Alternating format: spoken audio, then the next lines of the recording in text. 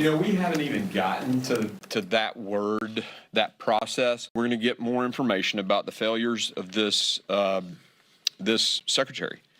And, when we're done, we'll make a recommendations to the Judiciary Committee, one way or the other. So, John, the chairman says more hearings to come as they continue to look into Mayorkas. Back to you. All right, Aisha Husney setting the stage for us live on Capitol Hill. Aisha, thank you. Sandra? All right, one of the witnesses at that hearing, Chad Wolf, joins us now, former acting Homeland Security Secretary. Mr. Secretary, welcome to you. Glad you could be here today. Has there been a dereliction of duty at the border? Well, I think there has, and that's what we talked about in the hearing. We laid out very specific cases of where the secretary is not faithfully executing the law and is falling down, and I think, just millions of Americans see this every day. But we outlined it in chapter and verse about the policies that were torn down and the policies that were instituted. And so we talked about that in great detail and went through it.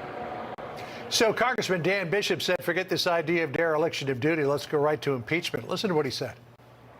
I don't even think, with all respect to the chairman, that our focus can be exactly on dereliction. What we need to focus on here is whether this is not a case of negligence, but intentional sabotage of the rule of law is something entirely different. It is an affront to the separation of powers, to the institutional authority of the Congress under the Constitution, and it invites another remedy, and that is impeachment. Do you, Chad, think that his conduct amounts to an impeachable offense? Well, I've been very clear on this. One, it is a crisis that's by design. This is very specifically what they've done. Also, I've been very clear that the department needs new leadership, absolutely. And so whether he resigns, gets fired, or is impeached, the department needs new leadership. They need confidence in their leader. They don't have that today. How about this moment where Rep. Benny Thompson goes off on you in this hearing? Listen. Perhaps Mr. Wolf is also trying to distract from his abysmal tenure at DHS, a tenure that included the department's intentionally taking children from their parents at the border. He's accusing you of leading an abysmal tenure as DHS Secretary. What is your reaction to that? Well, my reaction is that's a joke.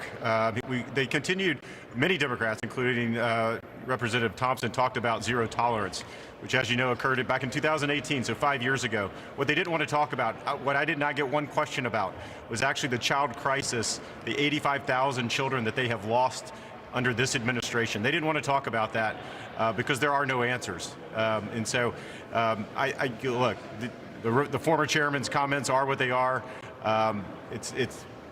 It's hard for me to respond because they're so outlandish and so ridiculous. Well, it's always a tough room. There's no question about that.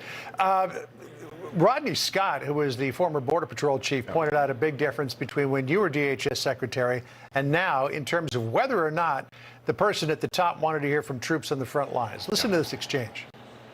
Do you know firsthand if people in the border, that Customs Border Patrol agents actually advise Mr. Mayorkas that, hey, you need to reverse these policies to stop this, this tidal wave that's coming into the United States? He was informed verbally. He was informed in writing. When I worked for Secretary Wolf, we had team meetings. We were asked for our input. On January 20th, 2021, that all got shut off. Our input was no longer solicited, and when my team and I gave it unsolicited, we were basically put in a box. You would think if you were the team captain that you would want to hear from the players as to what's going on out in the field. It's a startling admission. When I was acting secretary, absolutely. We almost had daily meetings with Border Patrol officers, Border Patrol leadership, and others sitting around saying, what works? What have you guys tried? What resources do you need? Biden administration doesn't do any of that at the end of the day. And I think second point here, I would say, is it very interesting what you heard from the other side.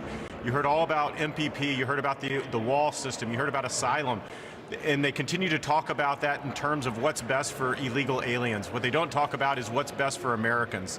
And I think that was another big distinction that occurred today in the hearing. Mr. Secretary, so House Majority Leader Scalise is saying that Mayorkas has failed to answer questions from these three House committees. He says that he's opened himself up to serious consequences by withholding national security information. Okay, so how far do you want to go with holding him accountable? What's the conversation there? What needs to be done?